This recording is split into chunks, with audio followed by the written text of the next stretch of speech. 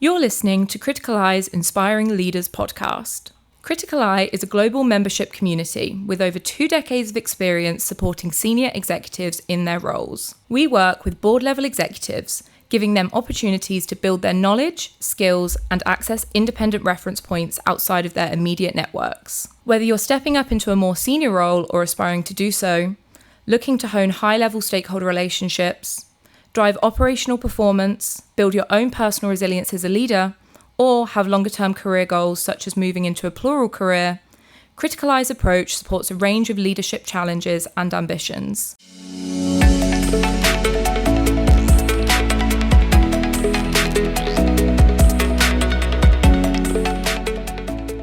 Hello and welcome to Criticaleye's Inspiring Leaders podcast. And in these series of podcasts, we look at what it means to be a highly effective leader in the current climate. And as such, we bring on high-profile speakers to share their views and engage with the topics.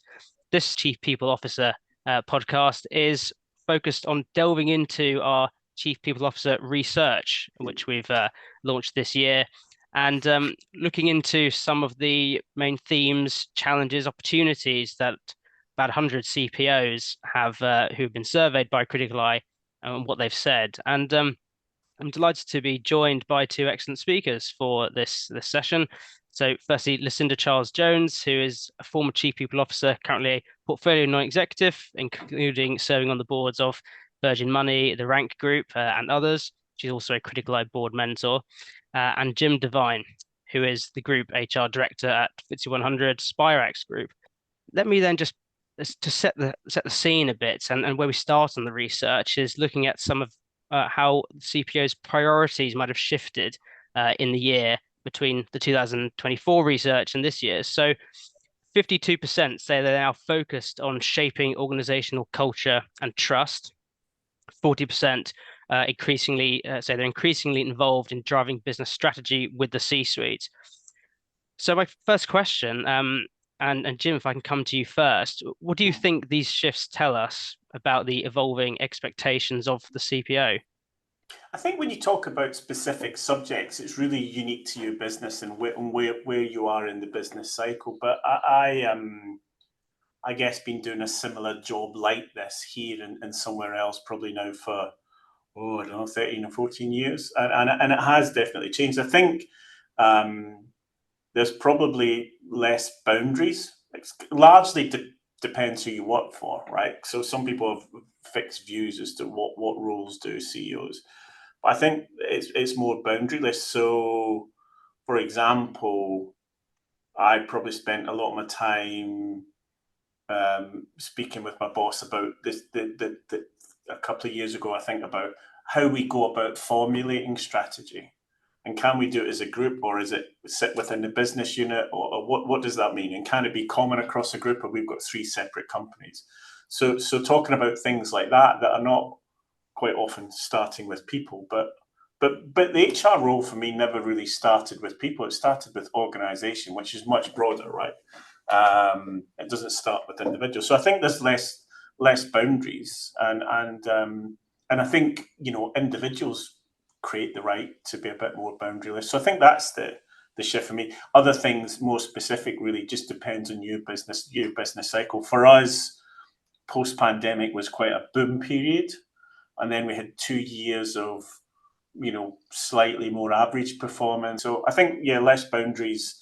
I think CEOs are a bit more open as to what their HRD gets involved in. You create your own space. And in terms of specific subjects, because of where we are in our business cycle, just making sure that after some good times that we've still got the performance edge that's needed in what's a more increasingly challenged economic environment. Wonderful. Thank you, Jim, for setting the scene there. I'll pass the same question over to you, Lucinda. Yeah, thank you. And I think I'll answer it from a perspective both of having been a CPO for like 25 years working at board level, and now for the last 3.5 years being a portfolio non-exec, as you say, on a range of quite diverse but big organizations. And I agree with much of what Jim said. And I think particularly the point about it is very organizational specific often, because I think I sort of feel slightly conflicted about the results. So whilst it's great to see the trend of focusing on driving business strategy and shaping culture, because that plays well to the breadth and the impact of the CPO role, and also that strong connection between capability, culture, strategy, and execution. But they feel like quite low percentages. If only 40% are involved in driving business strategy, sort of what are the other 60% doing? And maybe I'm slightly misinterpreting the frame of the question, but it's, for all that, we'll come back to that, I'm sure. So I think in terms of the evolving expectations, I see from my own experience of having built a portfolio that actually there's quite a lot of demand for people with our sort of CPO skill set around the board table. Now, it clearly can't be the only thing that you bring, because to the broader point about commerciality skills, it's a luxury just to have that skill. You have to be an equal contributor to the business success and conversation. But actually good boards and good organizations are increasingly focused on the people agenda. And culture and capability is increasingly a key strategic asset. Boards are concerned about talent attraction and retention and performance. They are board level concerns. So I think the evolution of that into the space is more broadly good for the profession to be recognised as a equal contributor to the board conversation and the business success, rather than an enabling support function. Yes, absolutely. Jim, is there anything you wanted to add to that? Yeah, I just echo. I think context is kind of everything, right? And sometimes when we talk about our profession generically, which is the only way we can do it in these things, it's a bit like the HR-related press. You kind of there's an element of frustration because context is the missing link, right? There's no such thing as clever HR in isolation. It's all relative to context, right? But no, I echo the point. I think it's funny, from a sort of board perspective. I guess 10 years ago, doing a job like this, I think the expectations were more defined. It was exec comp and succession, right? And I was literally just looking at my email before I dialed onto the call, and there's 4 board committees here: audit, nominations, remuneration, and we have a colleague engagement committee. So we are fulfilling the kind of board, and 3 out of 4 of them are really people related. So I think that and it's broader as well. I just had an email. The email I was referring to 2 minutes ago is one of our NEDs was curious about our leadership model, which we call followership, and are we planning to update it as a result? Now, as Lucinda would know, being on both sides of the fence, right? There's kind of like, there's things that are board and there's things that are kind of operational, and you need to think about that. But yeah, I think the idea of boards being interested in HR is a very outdated question. I think it's managing the interest as someone on that side of the fence is more the challenge. I think, it used to be, how do boards take interest in people-related issues? I think that's from my perspective, it's almost a redundant conversation. It's where and how do you manage that, I think, is the challenge now. Yeah, and I completely agree. I think just to add to that, again, from both perspectives. So as a CPO, the reason I loved the job, and I'm sure you'd agree, Jim, is the breadth of what you get to do. There's no part of the business that you can't be involved in. So you're a director first and a people director second. As a non-exec, I sit on all board committees on 3 of my boards. I sit on audit, I sit on risk, I sit on nominations, I sit on REM, obviously, I sit on ESG, I chair REM, many of them. And the people agenda is everywhere, isn't it? So that point about boards interested in HR issues is a very narrow lens to have on it. And I think the profession has been in the past, and I hope this is changing, really good at beating itself up sometimes about, I'm not at the top table. Well, you get to be at the top table because you earn it, because you're a business leader, not because you've got a job title. So I hope that some of that conversation is moving on and away and into different dynamics.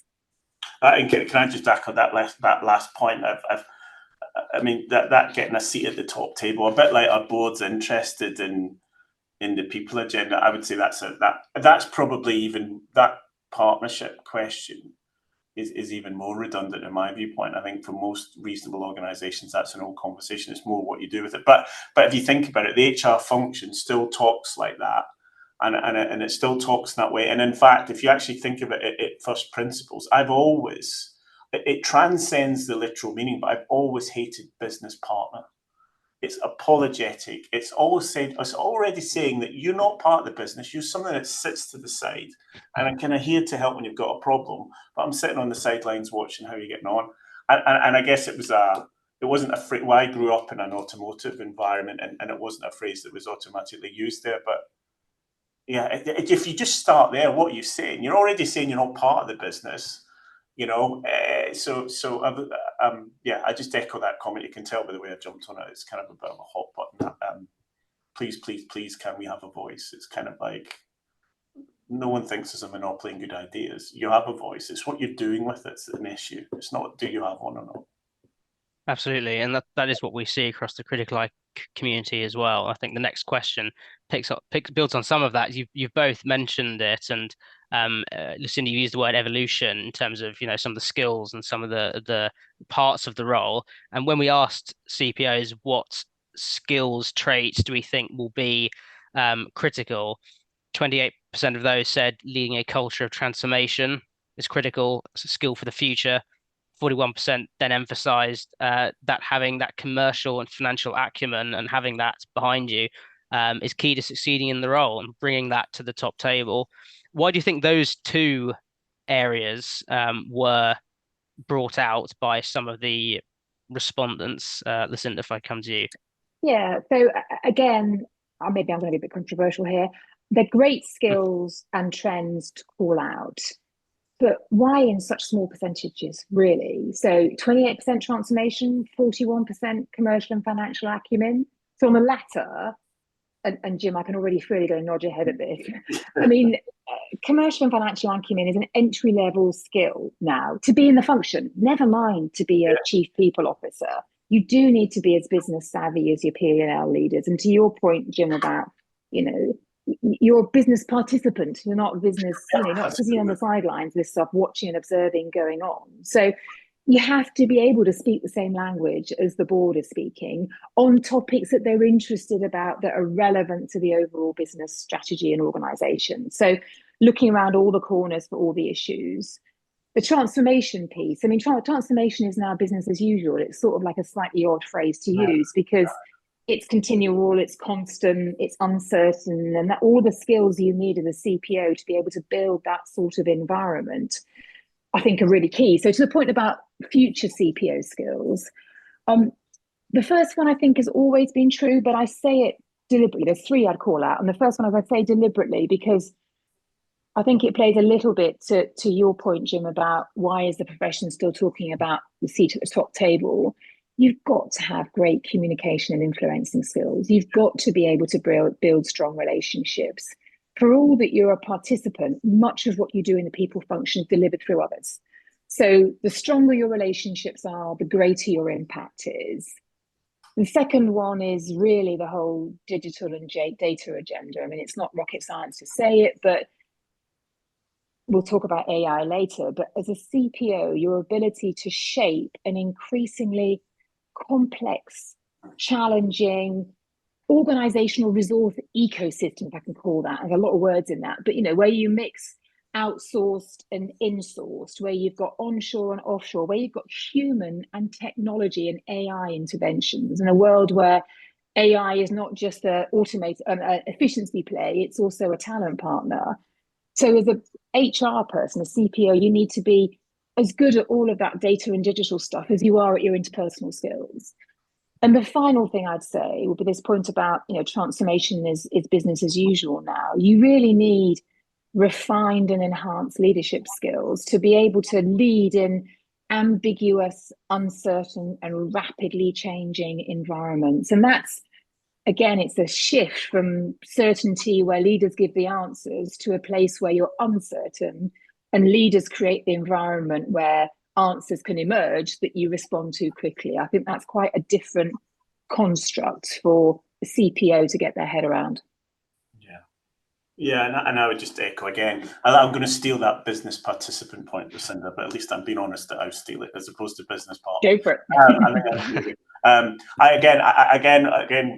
don't want to sound like grumpy old bloke here, but again, one of my hot buttons is change management. It's just like, and again, transformation. And transformation is this. is this transformational or not? It's just an adjective. It's not an absolute measure of anything, right? Well, I don't know why we talk like this. It's kind of a norm, and I think when you give it another name, I wonder if that's helpful. It's just leading, right? That's what leading is, for sure, everyone. I think that the point there about the commerciality, it's increasingly what's always the bit that I found interesting, and I think what I would say is it doesn't mean you have to be an accountant. I think there's this very quite simplistic interpretation of it I see at times as, oh, I know, I'll go on a, what is it? Do they still do finance for non-financial management? whatever the thing is, right? But that thing, and don't get me wrong, being mild numerical is quite important, but it's more about, can you think of the organization as a system, right? And can you think about that organization as a system, and how do you're the expert in kind of maybe training it in order to respond to different things, and the way that you operate. But and I think on so commerciality for me, I just see it interpreted as relatively narrowly as being an accountant, and I know we've all worked for very uncommercial accountants, right? So that's one thing. It's as much about how the organization will react. It is about core understanding of issues. A standard interview question for me of all HR people is kind of just tell me what your company does. And it's interesting how they respond, So if you say, do you sell direct to the end user? Are you centralized? Are you through distribution? Are you global? Are you international? Are you what is it you do? Are you B2B? Are you B2C? Are you B2G? And if, to me, if that's a kind of alien conversation to someone, that's a good sign of their commerciality. But so that would be, I just really echoing the points made.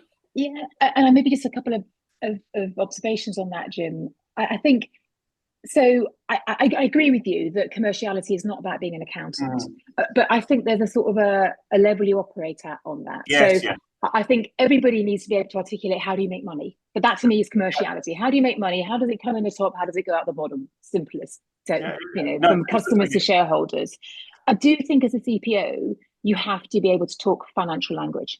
So you have to be really comfortable with knowing what net cap flow is. You have to be really comfortable about understanding how dividends are calculated, how the P&L is constructed in its financial terms. Because again, that's speaking the board language. So that isn't being an accountant, because we're not employed to be accountants, but it is being really comfortable with a set of papers for the audit committee, which will be financially technical, to not be fazed by a profession that loves a lot of jargon, which actually could be just called much more simplistic stuff. Yeah, there's a lot that's there that makes it allude to, and there's a lot of city investor stuff that is actually quite simple market economics. And you have to understand that as a CPO. Way. I totally agree. I think, and the other thing for people listening, for those aspiring to more senior HR roles, the amount of reward and numerical ability you need as you progress in your HR career actually grows exponentially. And one day you end up in a job like this, and I can only talk about, and I wasn't in financial services either, which is another level too, but just in a PLC environment, if you don't understand how the markets work and shares do, how are you going to be the expert on the long-term incentive program, right?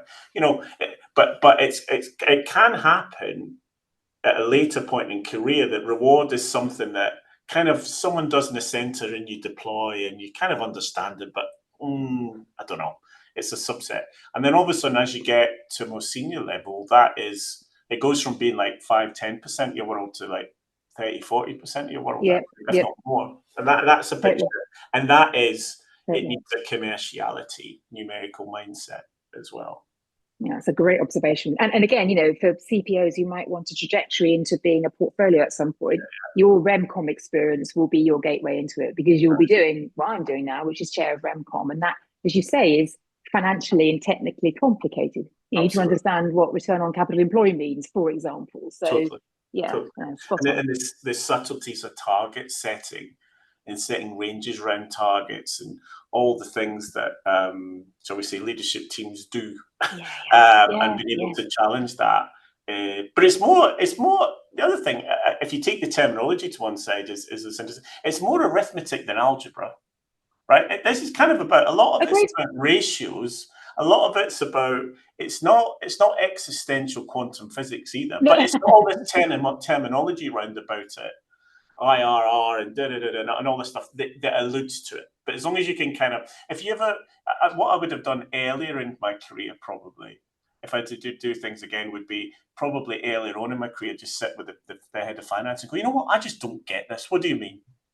Right? And Give you a dictionary of your jargon. Done that. But I'd encourage people to do that early and just say, I don't get it. And see if they can explain it, because it's quite interesting. Don't assume that they can. Oh, yeah. Brilliant. Absolutely spot on. Yeah. Yeah, and it's good that you mentioned some of the competencies needed for that step up to CPO or otherwise, because we run a series of masterclasses on that for CPO aspirants, and it's interesting that the ability to speak the board's language is always a differentiator, and when we bring on a non-executive to sort of speak to that, it's really powerful. I think if the next question we would focus on the board, we've mentioned the board and expectations and how those might have changed or increased from the board. So almost half of our surveyed population there and in the research said that maximizing workforce productivity and performance is where that expectation is really dialed up, what they want from their CPOs. And thinking about that fact, the fact that they named skill gaps and workforce readiness as the biggest risk to the business as well. How can CPOs navigate delivering short-term performance, but also building a workforce that's fit for the future and looking further ahead? So that balance and how to fulfill what the board is asking of that leader. Who wants to take that first? Yeah, I'm happy to jump in if you want me to. So I think, and again, answering it with both of my sort of old hat and my new hat. From my perspective, sitting around board tables, I mean, there probably isn't an organisation that's not struggling with competitive markets, changing customer demands, a tough economic context. So it's sort of not surprising that boards are looking to get the most out of all of their assets. So whether that be their cash, their investments, their propositions, their technology. So of course, people is going to be in that remit as well. And of course, you have to be in business today to be in business tomorrow. So as a CPO, you've got to be able to balance what you need to do to today to, in some cases, survive or thrive, to give yourself a tomorrow to worry about. But it is also the job of the board to look longer term. Your job is to create long-term sustainable success for shareholders and stakeholders. So I think as a CPO, you've got to keep your destination point in mind. And you've got to challenge yourself to carve out the space with your exec team and your own team to agitate the conversation about what the day after tomorrow's tomorrow looks like as well. And whilst I have a view, and you've heard me say this before, Alex, that I think 5-year fixed plans are probably a thing of the past because things move too quickly and the world is going too fast. But that doesn't mean to say you can't have a direction of travel and a North Star. So yes. I think as a CPO, you do need to have a business plan, in quotes, where you lay out what your longer term goals are. You articulate how that is linked to your longer term business strategy. And then you translate that into some short-term people actions. And I think that allows you to balance your activities and focus, to push back when people are just saying now, do now, because you can put it in a broader context. But also to challenge yourself about how you're spending your own time. It's tempting for anybody to get caught in what's urgent rather than what's important. So you've got to step back and think about how are you spending your days. And something like and I'm saying business plan in inverted commas because it doesn't feel like quite the right word, but you know what I mean by it, allows you to both be held to account as well as hold yourself to account as well. Yeah, I mean, I guess, I recognize I guess at the minute, if I just took my own, sometimes it's almost dealing with what feel like opposing forces, but it's just I guess that's why leaders are there, right? Otherwise, there would be nothing to do. But at the minute, when you think post-pandemic, our particular business, because some of it faces off to the biopharma industry, was quite a boom. After the pandemic, there was quite a big swing. It was very employee centric. I guess it was a traumatic time. And one of the things I'm kind of doing is making sure we just check that we haven't lost any of our performance edge, and it's not in conflict to that more inclusive, purpose-based, sustainable. And I genuinely don't believe it is, but there are, you can see why people might perceive that. But at the same time, how do I do that and not in a way that I get too sharp on that at the expense of the other things, particularly because hopefully in 3 or 4 years' time, our business cycle, we might be at a different point in our business cycle. And so the danger is that in the here and now, you can create something that's really relevant for here and now, but the problem is it will probably live for 4 or 5 years, right? And so therefore, how do you keep that kind of future focused, future generations of talent and all the rest of it when you're doing some here and now things? And that's, there's lots of examples where you have what are kind of opposing forces. Do a board have an expectation about different subjects? I think I would just say they're just more interested in general, because it's enshrined in all things governance now. It tends to be one of the biggest performance differentiators, and it's also a thing that one of the constraints we've got of our profession is everyone can have a point of view because everyone's worked in an organization, right? So there's a little bit of that too, but I wouldn't say what they're interested in is different. I think they're interested in more in a broader perspective, because they want to know is when we tell our board that our company is a bit like this or it behaves like this, that they want evidence. And we've got, Caroline, one of our NEDs, who's a kind of nominated NED for Engage. She'll do 10 or 12 focus groups with employees a year, and I don't go to it as someone in my team. So there's just a general interest now. And I think maybe in the past, maybe some CEOs have been more intended to keep, the PLC board in the boardroom than the executive in the company. And I think that's a lot more blood nowadays. But I wouldn't say it was about any subject. It's just about breadth and depth of understanding as to what's going on in the organization. And we do need to mention AI and technology and how that will shape the profession and the workforce around the CPO. So 47% of our CPOs said technology integration was what they predicted to be their biggest challenge over the next 12 months. Would you agree with that? Would you challenge that? Jim, would you like to go first?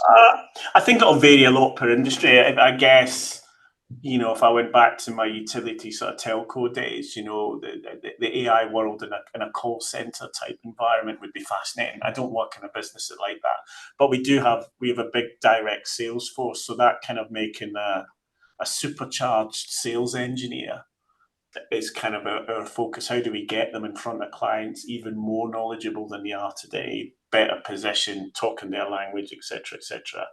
I think the efficiency bit of AI I've always found quite fascinating, because I started my career in HR in the automotive industry. So back in the mid-90s, I was involved in discussions about putting robots into the Dagenham car plant to take people out, right?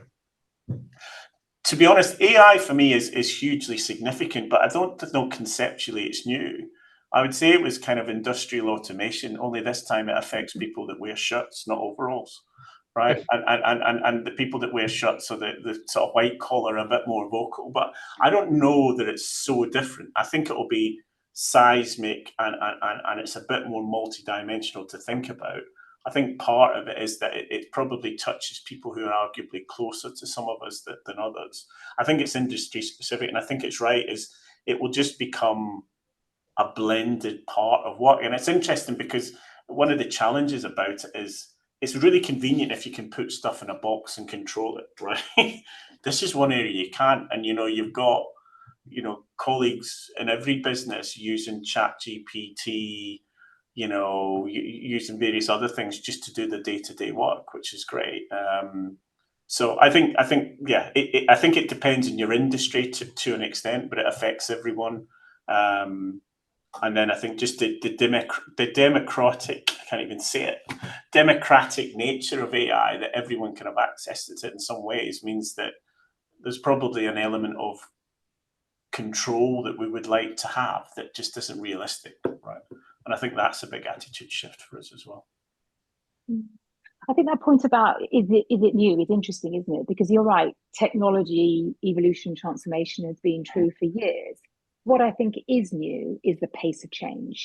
It's increasingly quick, it's increasingly complex, it's increasingly uncertain. And I agree completely, it's democratizing a lot of access to knowledge that people used to treat as unique. So I think if I were a CPO, I'd be thinking about AI through sort of 4 lenses. I'd be thinking about it, how does it affect my function in terms of automation and the skills that I might need? I'd be thinking about it in terms of how does it affect my organization more broadly in terms of the type of skills and culture that I'd have. And I said already earlier on, how do you start to use AI as a talent partner rather than just an efficiency play? I'd then be thinking about the broader work ecosystem. So what does it mean for my suppliers and partners? And only at a board of mine earlier this week, we were challenging our audit partner on, okay, the AI is out there. How do you drive up quality and drive down costs for us then? So that's a very real board conversation. And then I think finally, what is the impact of AI on the world of work and society more broadly? So really be responsible about your approach to it. So thinking of the bigger impact. So if manual jobs are not now done by automation, if entry-level jobs are reducing because the Big Four don't need as many accountants to hothouse, what does that mean for access to employment? And what is your response to that as a responsible business? That's a big question, but I think it's something that organizations should step into rather than step away from. So it's a multi-headed beast. And I think, how do you respond to all of that? Because there's a lot of very unhelpful narrative about AI. There's quite a lot of scaremongering. I'm by nature an optimist. So, think about it in the context of the pandemic. That was something big, seismic, uncertain. Look at how many organizations responded in ways they couldn't have imagined that have had net positive results for all the dreadful things that did happen in the pandemic. So I think for CPOs, equipping people with the skills to deal with uncertainty, to be adaptable, to respond, and creating a culture in your organization where people can pivot, you can do your best to predict change and respond to it, is worth paying attention to in terms of thinking about how can you adjust to a world that we don't know what it would look like, but it could well look very different in a period of time that might be frightening for us or surprising at least. I think it's fair to say that that's the change and the need to be ready to meet it. The pace of it is not just at the workforce level; it's at the leadership level. And if we bring that conversation back up to the top as well, only 13% of the CPOs we spoke to there said they're fully confident that executive team has the ability and the skills to navigate said uncertainty. What does that say about the capabilities at the top, and what does it say about your role as the CPO to support your team and strengthen those capabilities across that team? Jim? I tend to be a bit more optimistic, and no team I've ever been part of and no team that I'm in will ever be perfect, because I'm sure as hell not.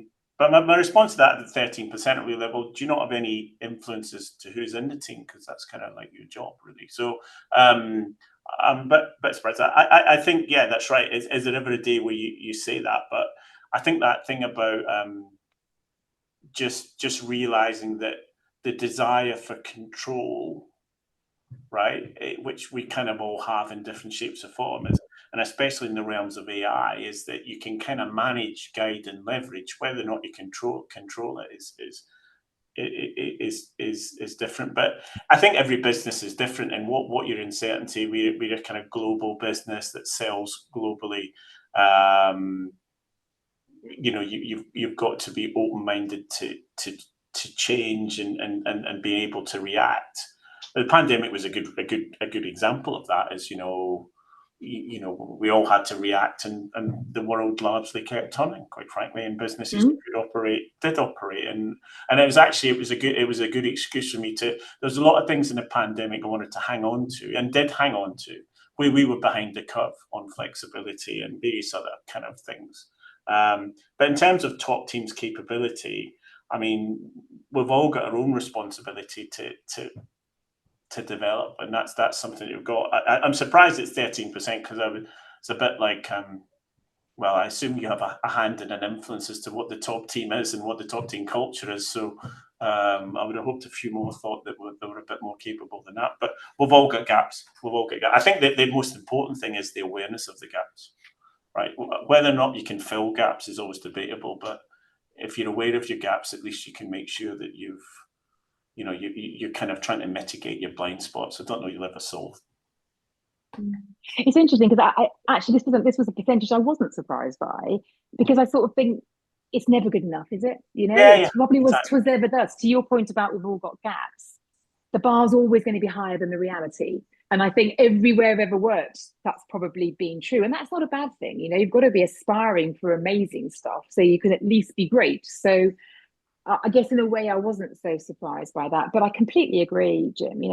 As a CPO, you've got a big voice in that question. Surely one of the biggest voices. It's your job to trigger the conversation, to define what the future looks like, to work assessing the gap and figuring out how you address that gap. But also, I think, looping it back into the board conversation, championing that conversation around the board table. So it's one of the key responsibilities of the board to get the right CEO in place, and therefore, by extension, the right team. So, and in my experience, boards are pretty challenging around executive capability, sitting on both sides of the table. So, and certainly as a NED, life is an awful lot easier if you have a great CEO. So it feels like fertile ground to have the conversation, that's for sure.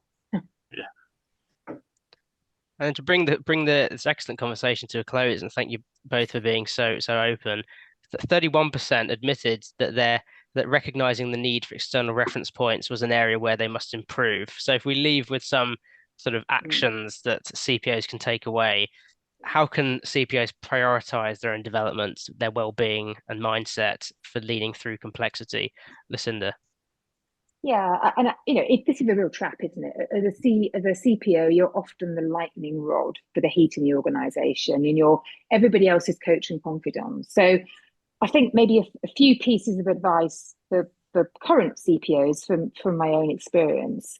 I think on the external perspective point, firstly, make it easy for yourself. So without giving an advert for Criticaleye, but I will give an advert for Criticaleye, find great networks where you can get a real breadth of perspective, you can get lots of ideas in a way that's easy and pragmatic and time efficient, where you can learn from your peers, but actually you can also build your own resilience from talking about others with similar challenges, a problem shared and all the rest of it. So make it easy for yourself to access great networks. I think secondly, just think about your own mindset development as well, and your own level of resilience, and agitate your organization to give you an external coach or a mentor or whatever that might be to help build that own resilience. The third out of the four things I'd say is that, and this is something that I only did myself in my last executive role, and so I say it with caution, is find an executive level peer buddy who can help hold you to account to your own development and be your own internal sounding board. Now, it has to be somebody that you really trust. I mean, as Jim well knows, the downside of being a CPO is that sometimes you've got to fire your peers. But so you've got to choose wisely. But like I say, I did it once and it was incredibly valuable to me. And the final thing I'd say is, prioritize your life outside of paid employment. And it's a cliche, but it's a cliche because it's true that nobody ever said on their deathbed they wish they'd spent more time at work. Life is short, life is precious, and how you earn your income is only one part of it. So try and do your best to get a sense of balance and proportionality about it too. Yeah, just building on that. I mean, the external reference points. We have got one of the jobs that it's really important. I think everyone at a senior exec level now needs to bring the outside in, but the HR role definitely does.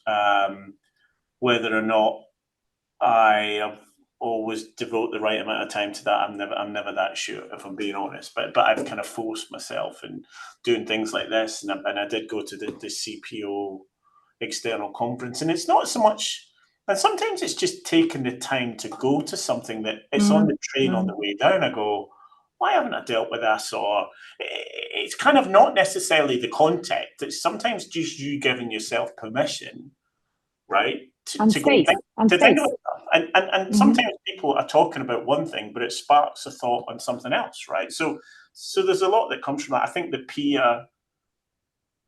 peer support network and as an exec team here over the last few years, we've kind of got more of we've got coaches. I've certainly got a coach. I do a 360 every couple of years. That's kind of, I guess, what I'd say to someone, if someone's earlier in career and aspiring to do these sorts of jobs, I think most places now that's just baseline expectation in any sort of professional organization. So if that feels invasive or somehow being open or you don't respond positively to that, you need to get used to that, because that's just part of senior executive life. That's just a norm now at a certain level. And I think in terms of well-being and balance, everyone's balance is different. I think I've got a good balance and earlier in career, trying to look like the busiest person and all that kind of stuff, and staying later than everyone else and all that really doesn't count for anything as you progress in your career. In fact, if anything, running around with your hair on fire and being here all the time just suggests that the natural reaction. And I remember going to one of the sort of early in career, like a really senior talent meeting, and I learned so much, because there was one senior person saying, well, this person's really dynamic and caring, and the other person's other perspective was, no, they don't have a strategy, they're not prioritizing, they surround themselves with really weak people. That's why they run around with their hair on fire, and that's why they look really busy. So that balance point, don't assume that looking busy equals good. So if that's driving some of your balance, you'll certainly get to a level where that won't be seen as a strength. But yeah, everyone's balance is different. I think mine's is all right, but I think there's other people in my life probably a better place to make a judgment on that than me. Well, it's been great to talk through some of the key findings from our CPO research with you both. I think we've been productive, and it's been a real pleasure as well. So Lucinda and Jim, thank you very much for your time. And, thank you. And to all those who've been listening, thank you for listening. And you can find other podcasts from our Inspiring Leaders series on Podbean, on Spotify, of course, on criticaleye.com on our website. So until the next time, thank you and have a good day.